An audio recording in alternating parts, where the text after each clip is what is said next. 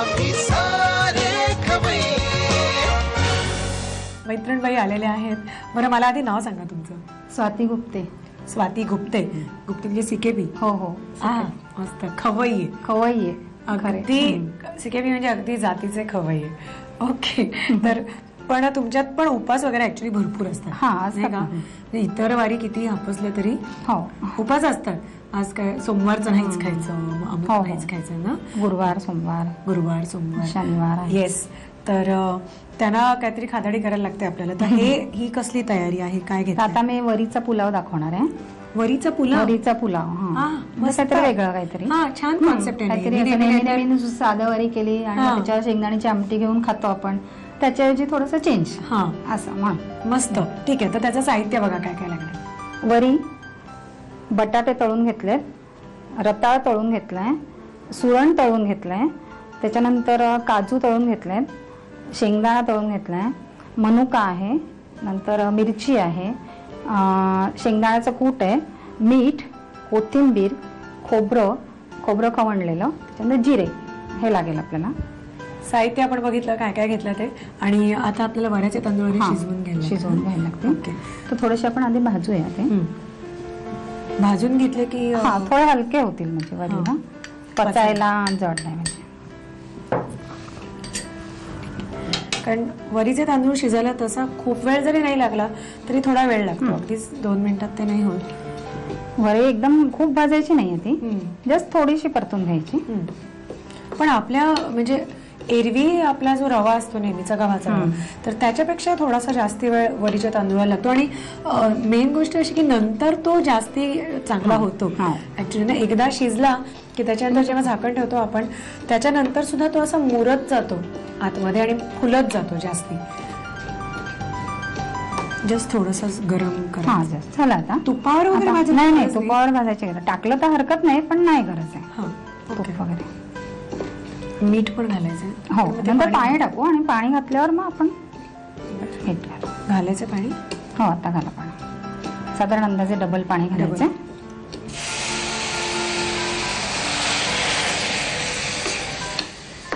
लागेल अजून थोडं लागेल. थोडं बस बस बस. कारण वरीच्या तांदूळाला जर कमी पाणी पडलं तर मग ते असं कडक कडक होतो तो. तर व्यवस्थित मऊ व्हायला पाहिजे. मोकळा झाला पाहिजे. आता मीठ घालूया आपण. अगदी थोडं पंचित मीठ. आणि तो फुलतो नंतर.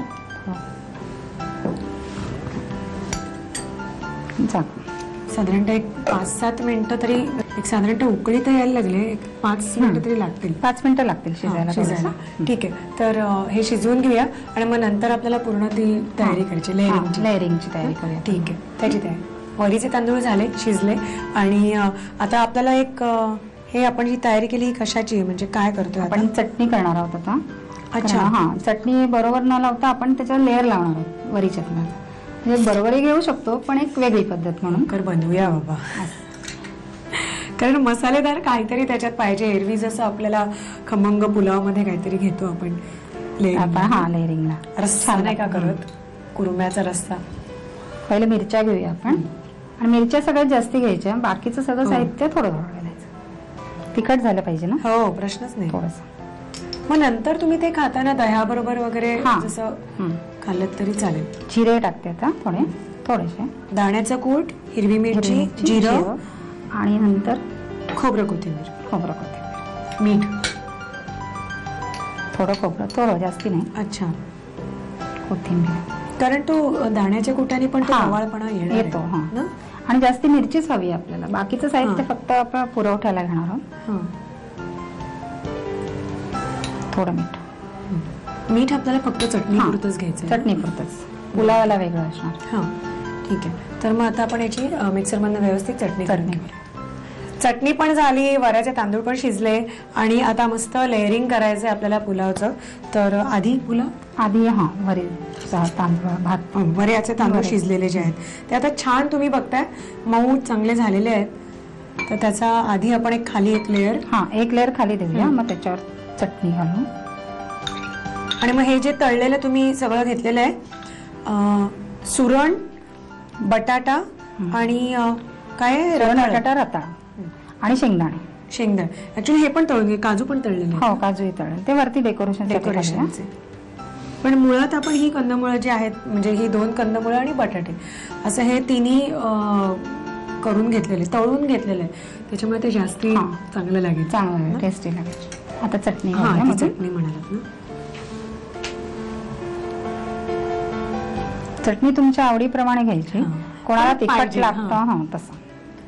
कारण ह्याच्यात काही रस्सा किंवा मसाला नाहीये, म्हणूनच चटणीनेच खरं टेस्ट येणार, त्यानेच टेस्ट येईल. आणि आता भरपूर. चटणी भरपूर भरपूर. पण आता हे जसं आता हे सगळंच गरम गरम आहे म्हणून आम्ही म्हणजे परत गॅसवर ठेवत नाही आहोत किंवा मायक्रोवेव्ह मध्ये ठेवत नाही आहोत. पण परत जर तुम्हाला ते म्हणजे लेअरिंग केल्यानंतर जर तुम्हाला ते परत गरम खायचं असेल तर आपण मायक्रोवेव्ह मध्ये ठेवू शकतो. लेअरिंग करायचं आणि मग ठेवायचं. ओके. एक वाफ आणि काय हवंय आता बटाटे. आता काही वन बाय वन. बटाटे, रताळे आणि सुरण. आता आपण सुरणाचं लेअर देतोय. ते घेताना असं उभंच्या उभं बरोबर कट करून घ्यायचं, सो दॅट सगळं आपल्याला मिळेल. आणि भरपूर घालायचं, जेवढं हवं तेवढं आपल्याला. काय वाईट लागणार आहे, तळलेला बटाटा, तळलेलं सुरण आणि रताळा मस्त लागेल. आता रताळा घेते. आता तुम्ही म्हणजे हे आधी घालणार आहात का परत आधी वरायचं? नाही, परत वरायचं तांदूळ घालेन आणि वरती डेकोरेशनसाठी शेंगदाणे घालूया आपण आधी. अच्छा. जरा मध्ये आले तोंडात तर चांगले लागतात ना खायला. आणि सजवायला वरती बेदाणे आणि काजू आहेत, म्हणून मग शेंगदाणे मध्ये घेऊया. काजू आले की लगेच शेंगदाण्यांना सेकंड आपण करून टाकतो. ओके. आता परत व्यवस्थित लेअर द्यायचा.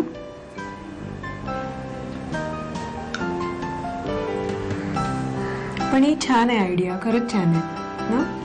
दिसायला छान वाटतं, खायला चांगलं, खायला चांगलं, पोटभरीचं वर आणि त्रास नाही होत वरी. नाही, आणि खरंच आहे, एरवी आपण फक्तच उपासाच्या दिवशी जेव्हा वराचे तांदूळ शिजवतो तर ते आपण फार तर दही घालून खातो किंवा दाण्याची आमटी करतो, त्याच्याबरोबर आपण खातो.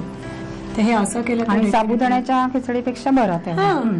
शेंगदाणे पाहिजे तुम्ही वगळू शकता जर एखाद्याला नसेल चालत तर.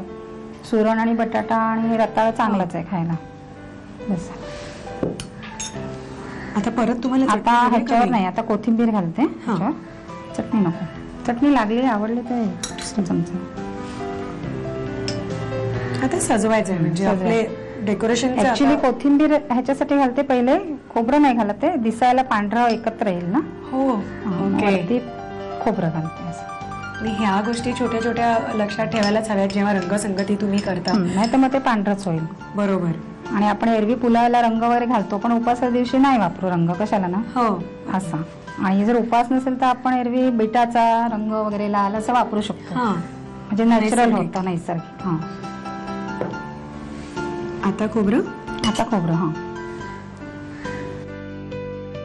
बस. आणि तळलेले काजू आणि बेदाणे नाही ना तळले का? तेही तळले नाही, ते तळले नाही. बेदाणे पण तळले, हरकत नाही. हवं असेल तर तेही तळू शकतात. ते काय वाईट लागत नाहीत, मस्त लागतात. तर हेच आता फक्त म्हणजे वरनं डेकोरेट करायचं राहिले. ते छान डिझाईन मध्ये. डिझाईन मध्ये घेतलं जरा बरं वाटतं, असं समोर आणलं तर. येस, मस्त वाटतंय. पांढरा कलर. मुलींना उपास नसला तरी त्या आवडीने खातील बघून. कोण नाही खाणार, वरी खात नाही कोणी. म्हणजे आपली मुलं. आपली मुलं. कारण आपण खरंच आपण गोडी होतो, होय की नाही. त्यामुळे आम्ही नुसतं खाणं रिलेटेड काही आम्ही सगळं खातो. आता काजू घालते, मी काजू लावते. वाव, तुम्ही खूप छान सजवताय. खूपच छान सजवताय. कोणाला वाटेल उपास करावा, इतकं चांगलं. एक तर पदार्थ चांगला आणि प्लस त्याच्यानंतर सजावट चांगली. उत्तम उत्तम. मनुका. येस. ओ वाव, व्हेरी गुड. तयार झालेला आहे आमचा उपासाचा छानपैकी वऱ्याच्या तांदूळाचा पुलाव. तर ह्याचं साहित्य आणि कृती लिहून घ्या. वरीचा पुलाव बनवण्यासाठी लागणारं साहित्य: वरी तांदूळ, तळलेले बटाट्याचे तुकडे, तळलेले रताळ्याचे आणि सुरणाचे तुकडे, तळलेले काजू आणि शेंगदाणे, मनुका, मिरची, शेंगदाणा कूट, मीठ, कोथिंबीर, ओलं खोबरं आणि जिरं. कृती: प्रथम वरी तांदूळ खरपूस भाजून त्यामध्ये पाणी घालून शिजवून घ्यावेत. मिरच्या, शेंगदाण्याचं कूट, जिरं, ओलं खोबरं आणि कोथिंबीर हे मिश्रण पाणी घालून जाडसर वाटून घ्यावं. बाउलमध्ये प्रथम शिजलेल्या वरी तांदळाचा थर घालून त्यावर वाटलेल्या चटणीचा थर घालावा. त्यावर तळलेले सुरण, बटाटे, रताळ्याचे तुकडे आणि शेंगदाणे घालावेत. वरून पुन्हा उकडलेल्या वरी तांदळाचा थर देऊन कोथिंबीर, खोबरं, काजू आणि मनुका घालून पुलाव सर्व्ह करावा. आम्ही